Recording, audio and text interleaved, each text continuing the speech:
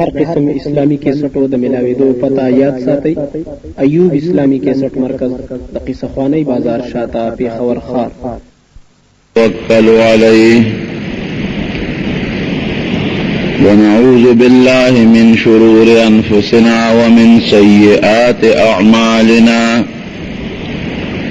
मन यहदिहिल्लाहु फला मुदिल्ल लहु व मन युद्लिल्हु फला हादिय लहु ونشهد أن لا إله إلا الله وحده لا شريك له ونشهد أن سيدنا وحبيبنا وشفيعنا وسندنا ورحمتنا ومولانا محمدا عبده ورسوله. أما بعد فأعوذ بالله من الشيطان الرجيم. بسم الله الرحمن الرحيم. والذين يكنزون الذهب والفضة ثم لا ينفقونها في سبيل الله فبشرهم بعذاب أليم. رب العالمين په انسان باندې سرنګي چې په بدني عبادتونو کې منځ فرض کړی دی. منځ به انسان خامخا کوي او کوي نه کنو غاړه بنده ده، دا الله مجرم دی. دغه رنګ په مالی عبادتونو کې زکات په انسان فرض دی. زکات کے یو سڑی ورنکی بالکل چورلٹ غاڑے بند دا او دا اللہ عظیم مجرم دے. قرآن حکیم کے اللہ بار بار فرمائی اقیموا الصلاة و آتوا الزکاة، اے خلق منزو کے و زکات ورکے. منز دے انسان دا بدن حق دے او زکات دے انسان دا مال حق دے. سرنگی چه تا منز کے او منز دیو نکا نزان دتا دا اللہ مجرم خکاری.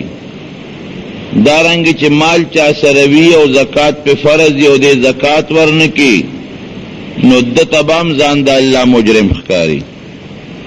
سرنگی چه دا قیامت پرز دا منز تا پوس کی گی، دارنگی دا قیامت پرز با دا انسان نه دا زکات هم تپوس کیږي چې مالدار سړی دی زکات در باندې فرض او زکات ولې نه دی ورکړی.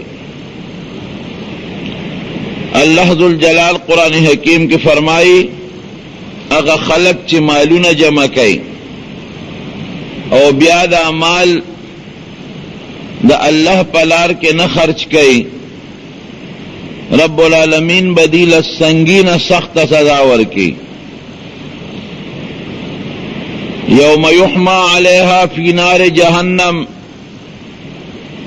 دا سرا سپین با اللہ راوالی دا جہنم پا اور کے بے اللہ گرم کی.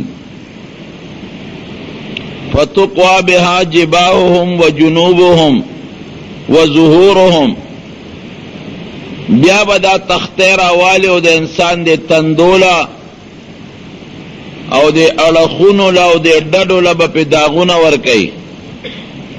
هذا ما کنستم لانفسکم فذوقوا ما کنتم تکنزون، دا غسیز دی چی تازان لجمع کڑیو زان لدے خزانہ کڑیو، اس دا دغی خپل مال سزا پخپل او سکا. نورونو دا مال چی سڑیتا ملوشی، دولت سړی ته ملوشي او الله پا انسان باندې احسانو کی دولت ولور کی دی بیام دا خپل دولت نه او د مال نه د الله حق نور کوي. دا مال به د قیامت پر د دې لپاره د عذاب سبب ګرځي. نبی کریم صلی اللہ علیہ وسلم فرمائی حدیث شریف دے کہ دا ټول مال با اللہ دا قیامت پرست تختے کی دا اوسپنې تختې به ته الله جوړې کی، هغه تختې به جهنم کې ګرمې کی، او په هغې تختو باندې به د قیامت پر ورځ دله الله داغونه ورکوي، تندي پورې به یې ولې یو ځای کوي، شا پورې به یې یو ځای کوي، او د اړخونو له به په الله داغونه ورکوي. او چې کله د هغې تختو اور مړ شي، سوروالی کم شي، نو بیا به جهنم ته وردننه کي، بیا به یې ګرمې کي، بیا به یې راوباسي، دله به پې بیا داغونه ورکوي، لکه په ګرمه اوسپنه چې چاله داغ ورکوي.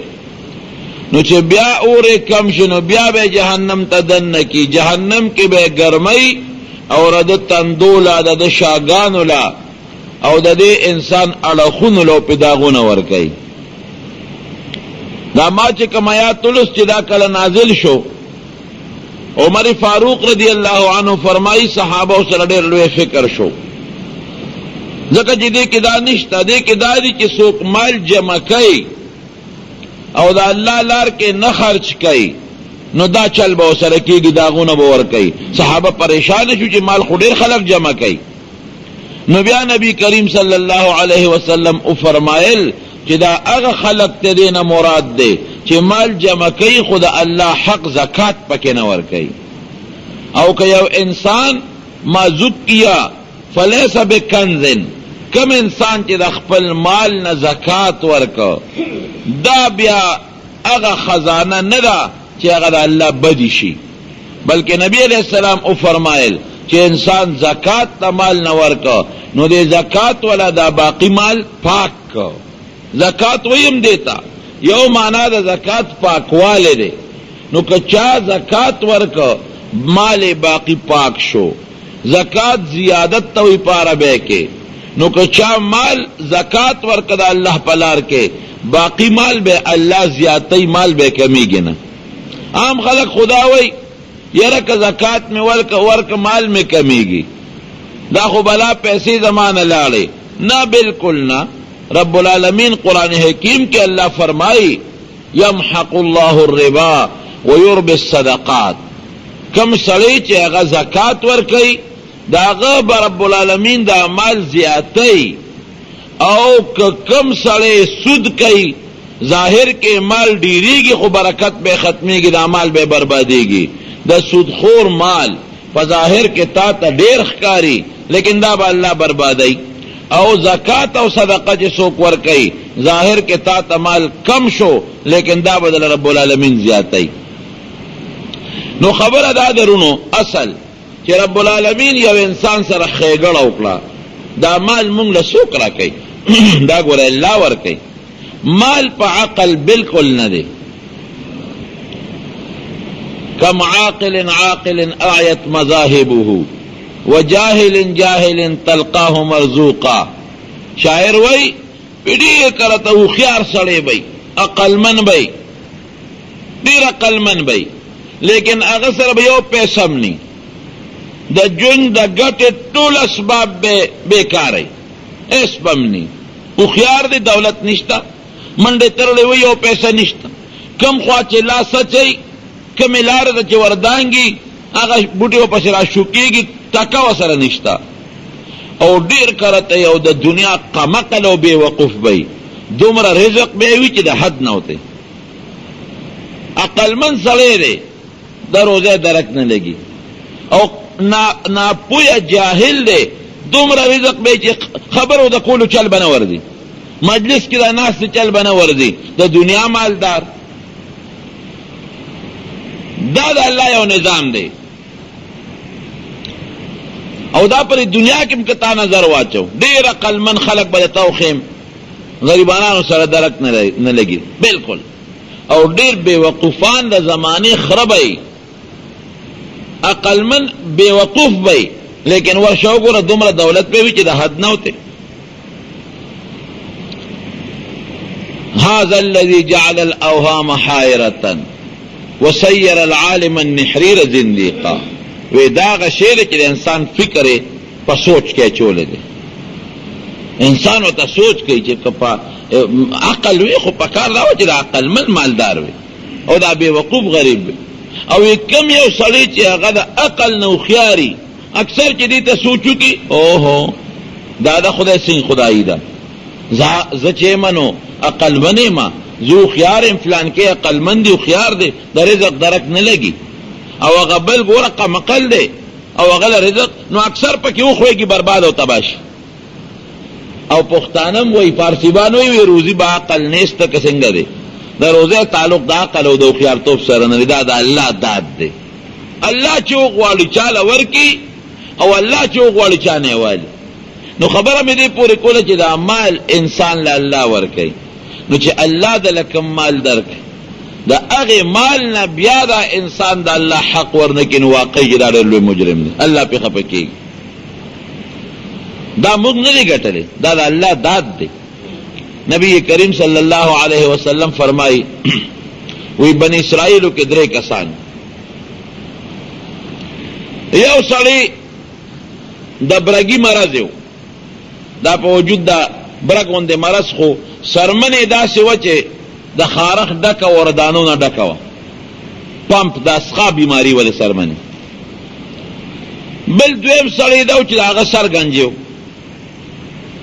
سر یې ډاګه و دریم په دواړو سترګو ړوند و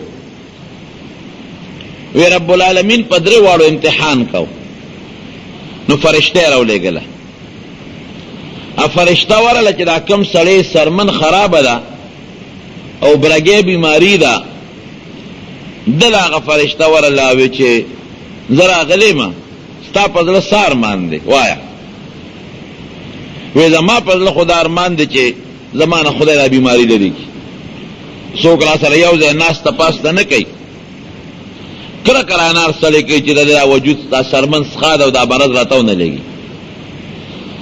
لاس یې پراخ که فوراً الله تعالی ولا ښکلې مزېداره خشته سرمن ورکړه وجود یې ښکلې شو بیماري ته لر شوه او برګوالی ته لر شو ډېر خشته مزېدار شکل ولا الله برابر کړ فرشته ورته وایي د انسان په شکل و وی کم مال دی خوښ دی وی زما د اوښان مې ډېر خوښ دی هغه زمانه کې اوښ به د موټر او د لارۍ کارم کو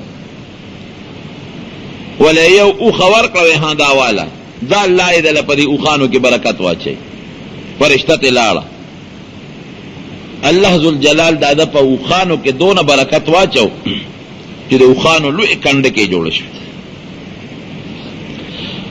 بل چې کوم ګنجي و هغه ورغې وروره په زړه دې څه ارمان دی وی دغه مې په زړه ارمان دی چې سر دا ویښته مې نشته چې مال الله ښکلې ویښته راکړي دا هم ګورې د الله لوی نعمت دی دا خشته ویښته د الله لوی نعمت دلته یو ډاکټر دی چارسده کې ما ته قصه کوله زموږ د مولوي صاحب د خدای وبخښي د هغه علاج به یې کړ نو هغه به دا ویښتې ښودل د هغه بلکل په سر په ګیره په بریتو بلکل ویښته نو هغه به د بی دا ویښتو ټوپۍ غوندې وي هغه ټوپۍ به یې په سر د پاسه یې ښوده نو ما ته یو ځل تپوس وکړ مې ډاکټر صاحب دا تاله بی ویښته دغه کړي دی اچولي دي هغه ما ته ویل مې دا خو ګران کار دی هر وخت به دا برابری چې رانه کاږه نه شي دې طرف ته زیات نه شي شا ته زیات نه شي نو هغه ما ته یو قصه وکړه وی غسلخانه کې مې لمبله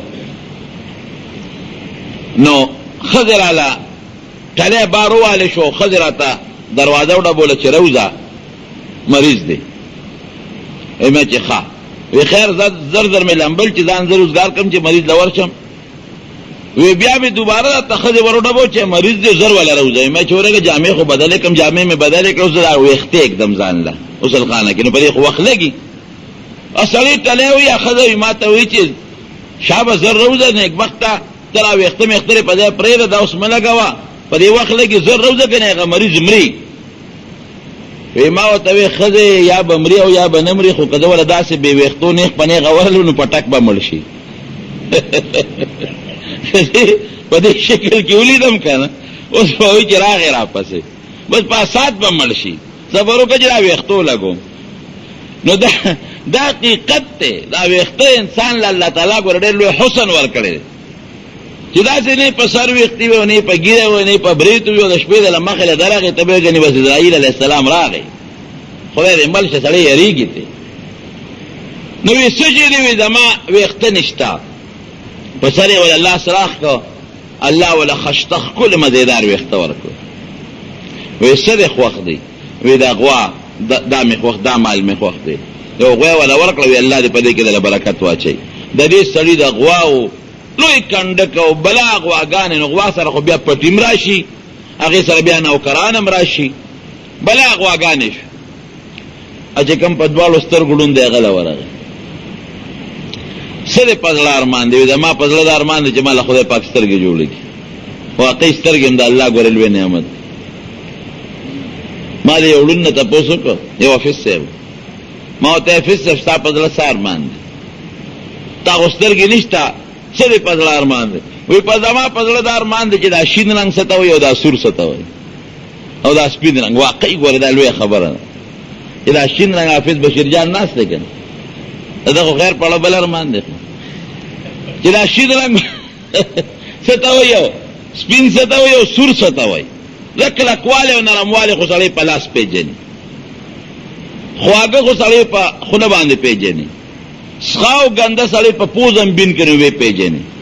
لیکن دا رنګونه چې دا شین دی او سور دی او سپین دی دا به څنګه دا راته بالکل پته نه لګي. دا مې په زړه ارمان دی. لیکن ټیک ته دا ارمان خو د انسان په زړه وي، خو نبی کریم صلی الله علیه وسلم فرمایي کم سړی چې هغه زړون پیدا کم نظر یې نه لګي او دوی په صبر وکړي، پروردګار به د دې په عوض کې دله جنت ورکړي. د لوی نعمت نه محرومه دی، نه الله به له جنت ورکړي. جنت لوی نعمت. وی سترګې مې ړندېلې او دا مې د زړه ارمان دی چې زما دا سترګې جوړې شي او دې خلکو ته پې نظر وکړم. لاس یې پې وله راښکه سترګې جوړې شوې. وی کم مال دې خوښ دی؟ وی ګډه چیلې. وله یو ګډه ورکړه چیلې. وی دا الله دې پکې دله برکت پیدا کړي. هغه لومبې چې و د هغه د دنیا اوښان شو، ځمکې اوښان به پکې سرۍ د هغې دپاره ورشوګانې، نوکران، خادمان، د دې بل سړي بلا غواګانې هغې سره پټي او د ګایه انتظام او بلا غلامان، مریان، نوکران، د دې بل سړي بلا ګډې او چیلې شوې او دارنګې د هغې دپاره د پټو انتظام. درې واړه مالدار شو. بیا ولا الله ذوالجلال دا فرشته د انسان په شکل ورولېږله چې څنګه دې ورغې د الله حکم واړومبي له ورغې. وایي زه مسافر یم او په لار راته تلل ګران دي، هېڅ قسمه درک را سره نه لګي، نه د پیسې درک لګي او نه د څاروي درک لګي. د الله په نوم تاله راغلی. د هغه الله په نوم درنه سوال کوم کم الله چې تعالی ښکلې سرمن درکړې ده. سرمن دې خرابه وه، څښا وه، رب العالمین دله خشته ښکلې سرمن او خشته رنګ درکړي او ډېر غریب وي، فقیر وي، مسکین وي، الله دله بلا څاروي او سامان درکړ. نو د هغې الله په نوم د نه سوال کوم مال یو اوښ راکړه چې د پې خپل مقصد ته خپل کور ته ورسه. چې دا خبره وکړه هغه ورته برید ته وکړل او په غوسه شو ورته. ښه زما سرمن څښا وه، په ما د الزام ولګو، زما رنګ خراب و، دا راته چا ویلي دي؟ زه خو پیدایشي دقسې ښکلې پیدا یم، ما له خو الله پیدایشي خشته رنګ او ښکلې سرمن را کړې ده او ته څه وایې چې الله دلې اوښان درکړل؟ ځای لرې شه، دا خو ما ته پلار نیکه نه پاتې دي. ګوره بیا فورا هغه سوچ د انسان د عمل د انسان سوچ بدل کړي. دا راته د حقیقت وی، دا ما ته پلار نیکه نه پاتې دي، دا ماله تا را کړي دي، دا ماله خدای را کړي دي، دا خو د پلار د نیکه نه ما ته په میراث کې پاتې دي. ځه لرې شه، مال کم دی، اوښان کم دی، بل دی غواړه. فرشتې ورته وی ښه که ته دروغ وی نو الله دې هم هغسې که چې څنګه مخکې وي، او که رښتیا وی نو زه ټیک دی. الله ذوالجلال ولا هغه شکل دوباره هم هغسې که چې څنګه مخکې و. هغه ټول اوښان ته خدای واغېشتل، هم هغسې سوال فقیر ته جوړ شو. دویم له ورغې وی د الله په نوم راغلی یم، فقیر یم، مسکین یم، مسافر یم، کلی مې لرې دی او ستا نه بغیر د خپل وطن ته نشم رسېدی. ته مهرباني وکړه ماله یو غوی راکړه چې زه پې خپل علاقې ته ورسم. او د هغې الله په نوم د نه سوال کوم چې ته ګنجې وې، په سر د ویښتنو الله دله ښکلې خشته مدیدار ویښته درکړل. وی ښه په ما د الزام ولګو، زما په سر ویښتنو دا دې څه ووې؟ زه خو پیدایشي خشته ښکلې ویښتو والا پیدا یم. او بیا ته وایې چې خدای پاک دله د هر څه درکړل، مال الله کله راکړي، دا خو ما ته پلار نیکه نه پاتې شوي دي. ګوره دا کبر شو که نه شو؟ ما ته یو سړي قصه کوله، وی چې یو سړي حکایت یې راته وکړ، وی دې کور ته بوتلم چای را باندې وڅښله او بیا کېدلم، وی کېنه ډېر زیات مالدار دومره دولتمند سړی چې په دې علاقه کې د هغه نه لوی دولتمند بل نو په هغه وخت کې. وی یو بکس یې را واغېست، وی یو بکس یې راته کوله وکړه، وی په هغې کې زړې سپلۍ پرتې وې رسۍ پکې پرته وه، رسۍ او زړې سپلۍ او زړې جامې. وی ما ورته چې دا څه دي؟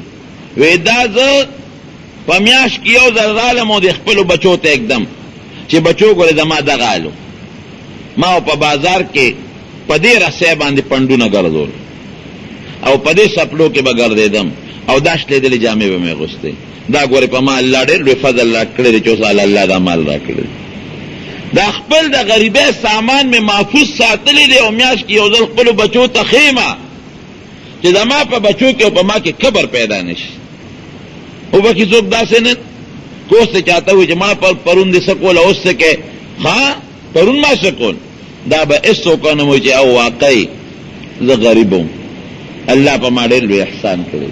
دا مو مولوي صاحب د خدای پاک وبخي، هغه به دا قصه کوله، هغه به مونږ ته وی و یو زومه او یو مې خور وه او داسې وخت به را باندې تېر شو، مور به مې راله یوه ګۍ وی پخه کړه، یوه ګۍ، نو په میانځ کې به یې پکې ګوته راښکه، نو ما ته به وی چې دا نیمه ستار او نیمه د خور ده. هغه نیمه ګۍ به ما وخوړه او نیمه ګۍ به مې هغه خور وخوړه. دا وخت دا ته ټولو خلکو په دې مشرانو هم دغه دور تېر شوی دی. خو چې چا کبر ونه کړ، لویي ونه کړه، هغه خپل د غربت او د غریبۍ د حال یې ځان ته را مخکې کړ او دی وی چې یا الله دا هر څه تا را کړي دی او تی را ناغېشتی شي. نو ګوره په دې وینا سړی هېڅ نه کمیږي، د انسان عزت پې نه خرابېږي او پروردګار پې خوشحاله شو، دا مال به وله نور هم زیات کړي. او که دې وی نه دا خو ما ګټلی دي، ما محنت کړی دی، ما مزدوري کړې ده، ما تجارت کړی دی، ما زمینداری کړی ده، ما دکانداری کړی ده، ته بسې او ستا دکانداري بسې. که تاله الله لاس او خپې نه وی در کړی هېڅ ته هم نه شو کولی. که تاله الله عقل او دماغ نه وی در کړی نو دا د ډېر لیوني په سړکونو ګرځي، دماغ یې نشته. که تاله الله سترګې او لاسونه روغ نه وی در کړی، قسم دی که د 2 روپۍ هم ګټلی وي.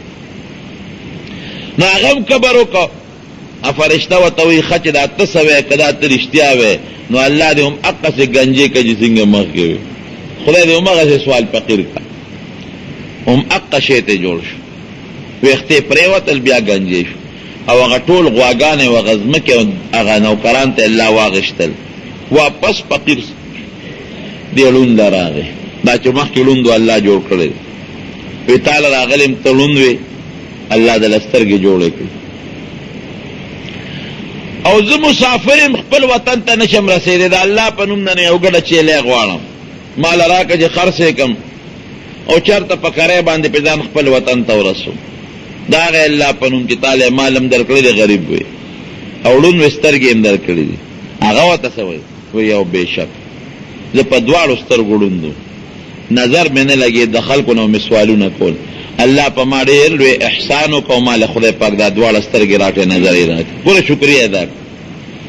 وی بېشک زما هېڅ هم نو، سوالګرې فقیر غریب وم، رب العالمین دا ټولې ګډې او چیلې دا کنډکونه را کړي دي، دا الله را کړي دي. واخله ورشه چې څومره دې پکې خوښی، چې څومره چیلې او ګډې دې خوښي، هغه ونیسه او بوزه، ځان له خرڅ کا، ځان له پې وخواله او خپل وطن ته لاړ شه. دا ما باندې الله احسان کړی دی، چې الله احسان وکړو د الله سوالګرې چې د الله په نوم رانه غواړي، قطعا به دا غرض نه کوم، واخله چې څه دې خوښ. فرشته ورته وایي نه مې مال پکار دی، نه مې ګډ او چیلی پکار دی، خو تاسو 3 کسه وی الله در باندې ازمایش او امتحان وکړو، هغه 2 پکې ناکام شو، ته پکې کامیاب شوې، زه ګډې دې مبارک شه، چیلی دې مبارک شه. نو ګوره هغه 2 د هغه مال حق ادا نه کړه، ناشکري یې وکړه، خدای واپس هم هغسې کړل چې څنګه و. د یو کس د هغه مال حق ادا کړه او د الله شکري ادا کړه، خدای پاک اسنگا که نورم اللہ مالدار که او خدای پاک وسره نورم احسانو که نورونو چه سوک اللہ چاله مال ورکی دا رب العالمین دا مال حق با ورکے دا اللہ شکریہ با پکی ادا کے اللہ بدل دا مال نورم زیاد کی. نبی کریم صلی اللہ علیہ وسلم یوزل کور تراغی کور تا چراغی بی بی تاوی دا خوراک سشتا بی بی ورطوی آو وی لگا غنده غوخه می در لساتلی دا معمولی شان چا غوخه روڑی واغی نبی علیہ السلام دا پخ کلی وا او پا یو کٹوی که پا یو لوخی که خود او پا تاخ که سنبال کلی وا وی ور شراوالا ابی بی چه ورلا تاخلا دا غوخه پا زی پا که سپین تیگا پراترکان پروت تی بکره حیران شو چې دا خو ما دلته غوښه خوا کټوی کې غوښه پرته اوس په کټوی کې سپینه بکره پرته ده غوښه پدې نبی علیہ السلام دې راوړو د الله رسول ما خو تعالی غوښه ساتلې هغه غوښه خو نشته راغی پدې خو سپینه بکره پرته و وې څه چل خو بده نه کړي یره و یو سوالګر راغی او سوال یې وکړ چې خیر راوړی خدای مو بخا وې مونږ کربل سنو دغه غوښه پرته و وې مونږ وی چې یره ټیک د سوالګرم سوال کوي خدا نبی علیہ السلام با اوگی نو دام سیب تالا و ساتلا اگا سوالگری تا موازو کو چه خدای رو بخی اگا پا مخریخا نبی کریم صلی اللہ علیہ وسلم او فرمائل ویدا دا اگا سوالگری حقو تاسو اغل اگا خپل حق ورنکا نو پروردگار تی دا لسپین تبز او کانے جوڑ کر نو اسم دا مونگ چه پردی حقونا خروکا نا نو دا سپین کانی خورو شکل دا غوخه دی اخو صحابو دا کشف خواندانو ناغیتا اللہ غا تبد خولی مونگتا اللہ نخی دا زمون ظلون چه سخت دی سخت دا ولی کانی خورو دا ظلون هم ولی دا کلا کانی کلک دی پچا هم ظلون خپکیگی طول از گناهون کو دا اللہ نا پکیر نشتا دا مونگ آغا پردی حقون خورو دا کانی پا شکل که ظلون را لسخ کردی نرمی پکی نشتا نو پا مال که چه اللہ کم مال درک پاگے کے دا اللہ حق دے گوری رونا آغا حق باور کوئے نبی کریم صلی اللہ علیہ وسلم فرمائی حدیث پاک کے رض او قرآن حکیم کے من اللہ فرمائی ویدہ دے مال نبا اللہ دا قیامت پر زولوی اجدہا خامار جوڑ چی اگا خامار برد دے غالت ورواچی اللہ دے مسائتی او دا وقتی دے لبٹکون ورکائی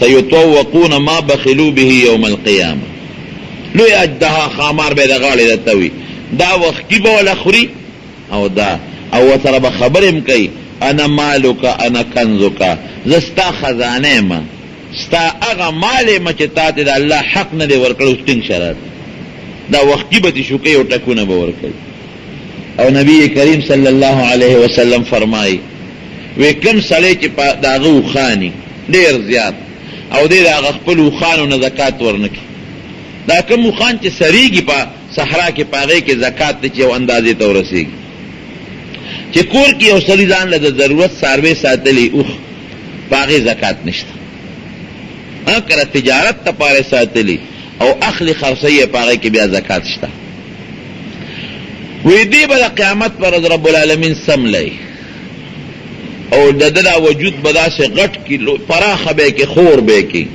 او دا طول او خان با پی دا پاسا گردی خپی با پیگ دی او پا غاخونو با پی چکون لگے چی یو ڈال لارشی بلا و پیراشی لکا سنگ چی خلقو و پخوا پا دی غنمو دا پاسا غویان گردول منگ بوتا غوبل وی او کدا چا غویان وی میخی وی او دا پا کی زکاة نی ورکڑی نو دل با اللہ وجود ور کی پلن بے کی فراخ بے کی میدان کے آغا غوامی خو پر پاسا گردی خپی با پیگ دیو چکونو پی لگے او کدا کم سڑی گڑ چیلے وی او دپا کی زکاة نی ور کڑے وجود بے دقا سے فراخ کی آغا گڑ چیلے با وی اللہ خیسر بی کی چه کم مڑی دی بچی دے با مولا اللہ غٹ کی دے با سملی آغا گڑ چیلے با پی پاسا گردی او خکرو والا با پی پخکرو غزارو نکی او بیخکرو با پی پغاخونو چکونے لگے دا تر کم وقت پورے کہ ترسو رب العالمین انسانانو سر حساب کتاب نہیں کرے 50,000 کال روز دو خان گرد چیلے او دا اغوا میخی دا پاسا با پی گردی او خپی با پیگ دیو چکونو پی لگئی اللہ دے مساتی رونو ګوره آسان کار نه دی، ګران کار دی. مال خورې د دنیا جمع خو آخرت کې ځان له دې لوی وبال وګټ. څلوېښتمه روپۍ څه شی دی که تا څلوېښتو کې یو روپۍ ورکړه؟ مال کم شو، یو کم څلوېښت درته پاتې شوې که نه. په سلو کې 2.5 روپۍ دي، په زرو کې 25 روپۍ دي. نو 25 روپۍ چې زر الله درکړې، نو 25 که تا د الله په نوم ورکړې زکات، مال دله الله په ډېرۍ کړې ورنه کړه، مال د پلیس شو خدای په دله کمی. په اسپتال بدنه لګي، په مقدمو بدله لګي، په تاڼو په تحصیل بدنه لګي، په بیمارانو به لګي، په دشمنۍ به لګي، ورسره به ګورې نور هم لاړې شي. نو چې الله مال درکړه غاړه الله ته مه بندوه. زکات ډېر معمولي شی دی، د الله حق ته ورکړه چې غاړه دې الله ته بند نه شي. خرونو دویمه خبره درته کوم. دې کې یو واقع بل هم د نبي کریم صلی یو صحابي دی، ثعلبه د هغه نوم دی. نبی علیہ السلام راغی د الله رسول مال سوال وکړه چې مال خدای مال راکړي. پیغمبر علیہ السلام ولې الله نه دعا وغوښته، الله ولا مال ورکړه. بلا ګډې چیلې وخان ولا الله ورکړه. راته به نبی علیہ السلام پسې به یې مونځ کوه، خو چې ګډې چیلې ډېرې شوې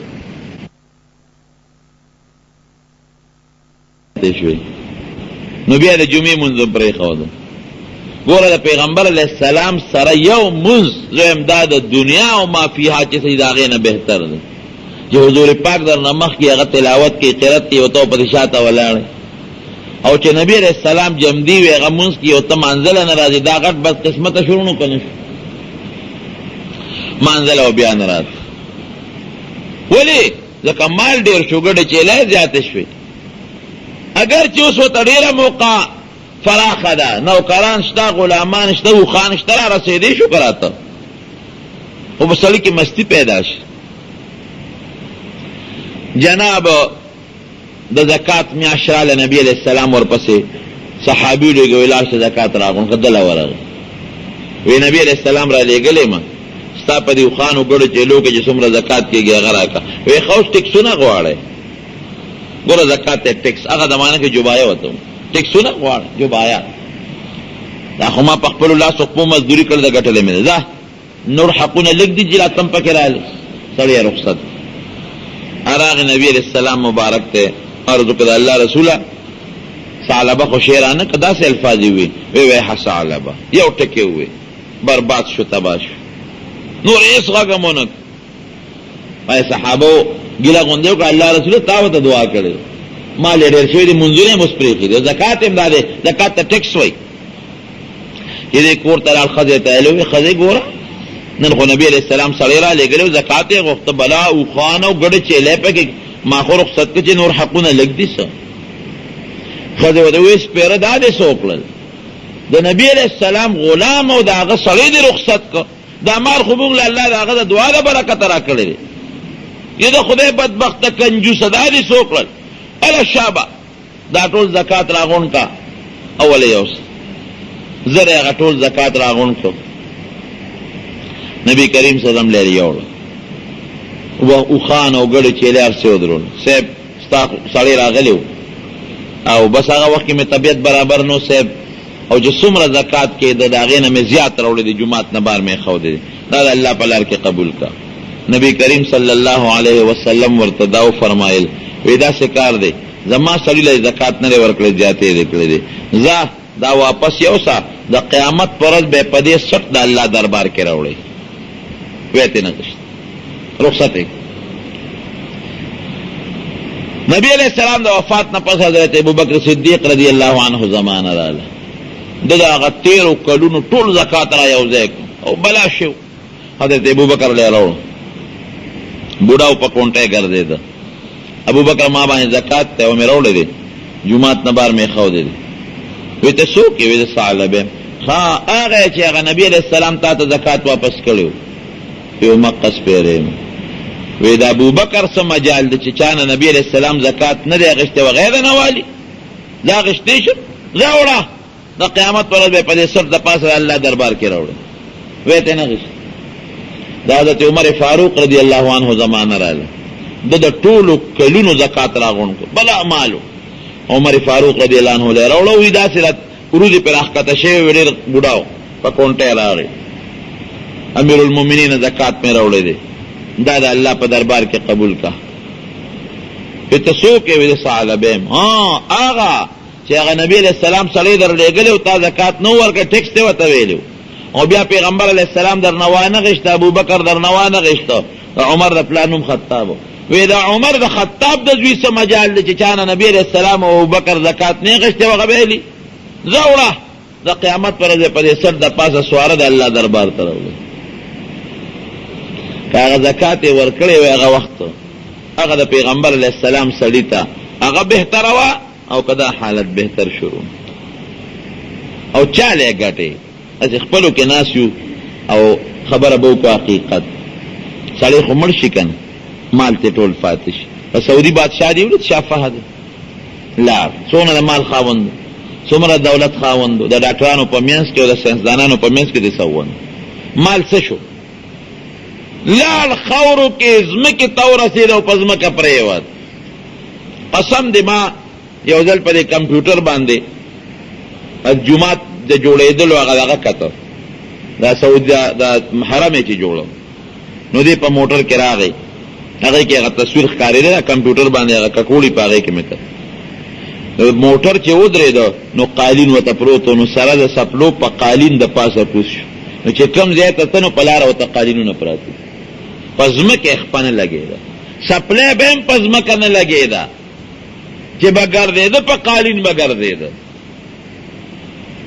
هغه قالینونه څه شو په قبر کې قالین نشته خور لاله هغه مال او دولت څه شو بچو ته پاتې شو څورو دې به خلک یاد کی بس یې خبره ختم شو غټ غټ بادشاہان لوی لوی دولتمن د کارخانو د موټرو د جاګیرونو مالکان نن د ځمکې تل کې پراته دي وجودونه خاور سره لګېدلې پراته دي کفنه مرجیږي چینجی په اړمی بیا کني کې هټیک دا کبه چینجی په اړمی مال ته بچو ته پاتې شو پلاسونو به د قیامت پر چکونه لګي چکونه نو چاله مال زیاته بچو له زیاته بچی خپل له بچو له زیاته خپل نور له زیاته یلا خدای بنده پکې مکند سره لک سوچو کا هغه بچو له جمع کې چې سبا د جمعې شپه غډوړې او خیرات هم در پسې نه کوي په خوا خو به بیا د جمعې چهارشنبه زیارت دا شپې ته اني هر وخت خیرات پر کول پکای خدای دې خلکو بخا مخا یو ټیم جمعات له چته طالب له روړې خو لګل کړه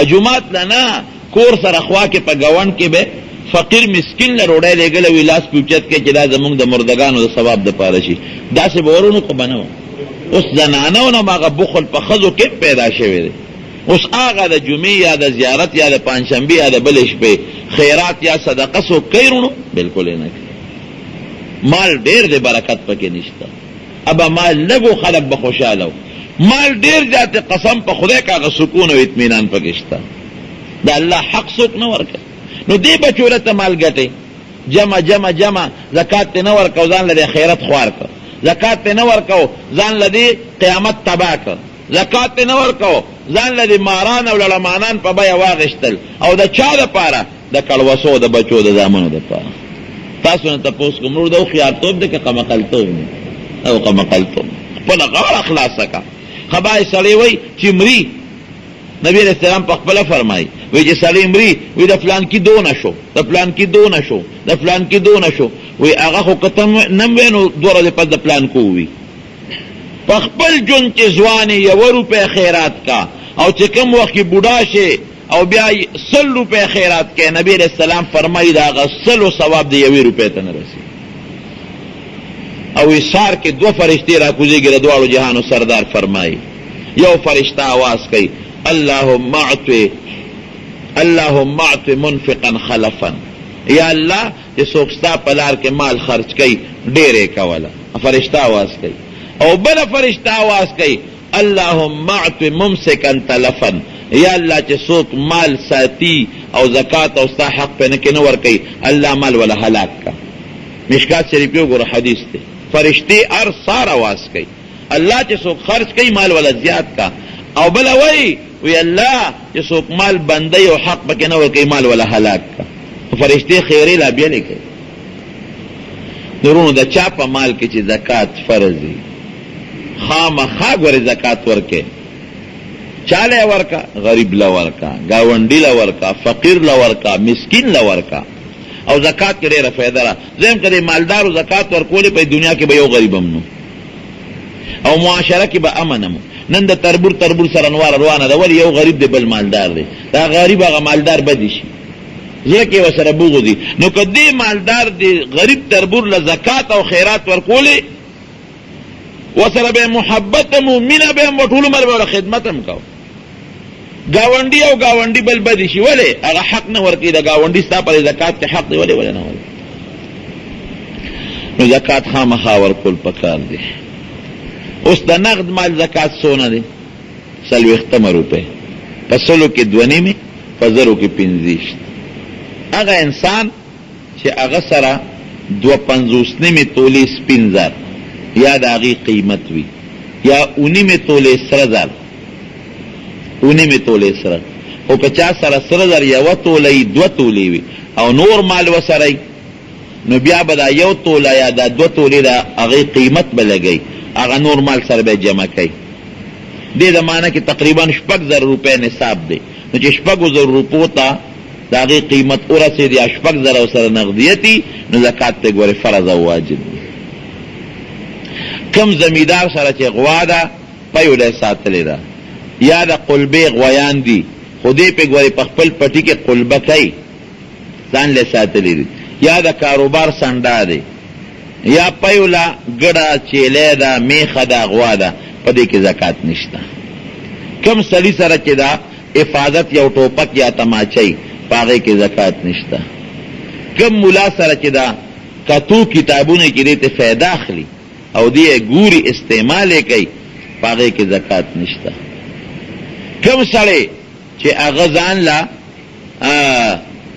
څاروي اغشتي او تجارت پې کوي، د ګډانو تجارت کوي، د غویانو تجارت کوي، د میخو تجارت کوي، دې له اغشتي چې دا خرصوم اخلم خرصوم او ماله به 2 روپۍ ګټي، هغې کې ګورې زکات شته.